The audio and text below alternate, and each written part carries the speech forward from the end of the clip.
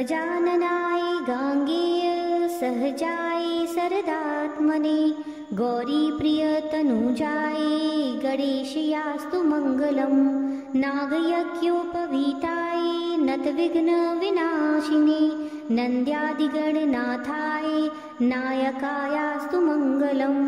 इव वक्त्राय चन्द्रादिवन्दिताय चिदात्मने ईशानप्रेमपात्राय चेष्टादायस्तु मङ्गलम् सुमुखाय सुषुण्डाग्रो क्षिप्तामृतघटाय च सुखरिन्दनिवेव्यै सुखदायास्तु मङ्गलम् चतुर्भुजाय चन्द्राय विलसन्मस्तकाय च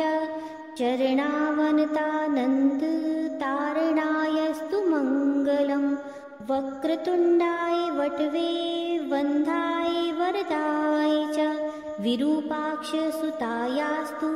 विघ्ननाशाय मङ्गलम् प्रमोदामोदरूपाय